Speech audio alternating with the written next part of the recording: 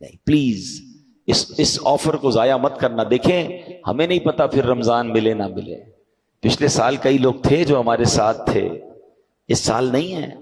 کیا پتا اگلے سال ہم رمضان میں نہ ہو, ہمارے بارے میں باتیں ہوں کہ یار ہمارے ساتھ تھا ہمارا بھائی, اب نہیں ہے. تو اس رمضان کو غنیمت جاننا ہے, اپنی زندگی میں تبدیلی لائیں. زندگی پڑی ہے کھانے گھومنے پھرنے کمانے کے لیے. لوگ رمضان میں پیسے کمانے کی پلاننگ کرتے ہیں, نہیں, ساری زندگی پڑی ہے یار یہ کام کرنے کے لیے. اس مہینے میں عبادت, اللہ کو راضی کرنا ہے. اتنے گناہ ہیں, اتنی خطائیں, اب تو توبہ کرنی ہے نا. کہ رمضان میں نمازیں پڑھوں اور عبادتیں کروں. رمضان میں نیت کریں کہ ساری نمازیں باجماعت پڑھیں اور پوری تراویح پڑھیں. ہاں یہ بڑی گڑبڑ ہو گئی ہے آج کل, لوگ تراویح میں ڈنڈی مارنا لگ گئے. ایک تو ٹرینڈ آ گیا 3 روزہ تراویح, 5 روزہ تراویح, 7 روزہ تراویح. ٹھیک ہے اگر آپ 3 روزہ 5 روزہ پڑھ رہے ہیں, لیکن اس کا مطلب یہ نہیں کہ اس کے بعد باقی تراویح معاف ہو گئی ہے. تراویح چاند رات تک, عید کی چاند نظر آنے سے پہلے پڑھنی ہے. جس دن چاند نظر آ گیا اس دن نہیں پڑھنی, باقی پڑھنی ہے. اور 20 رکعت پوری پڑھنی ہے کہ یہ سنت مؤکدہ ہے. اچھا اس کے علاوہ سمجھیے نا, حدیث پاک میں آتا ہے جس کا مضمون ہے کہ جو رمضان میں ایک سجدہ کرے اس کو ایک سجدے کے بدلے 1500 نیکیاں ملیں گی. ہر سجدے پر جنت میں سرخ یاقوت کا محل عطا فرمایا جائے گا.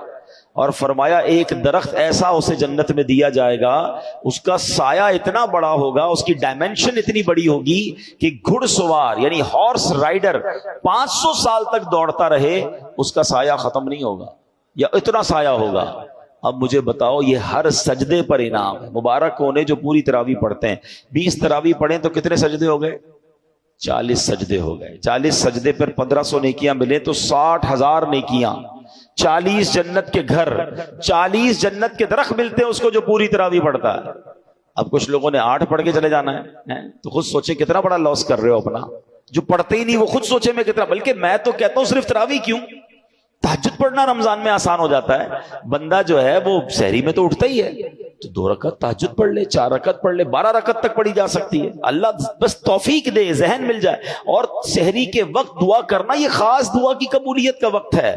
اللہ کریم قرآن مجید میں کیا ارشاد فرماتا ہے, وَبِالْأَسْحَارِ هُمْ يَسْتَغْفِرُونَ, اور رات کے آخری پہروں میں بخشش مانگتے ہیں. یہ نیک لوگوں کا وصف قرآن میں بیان کیا.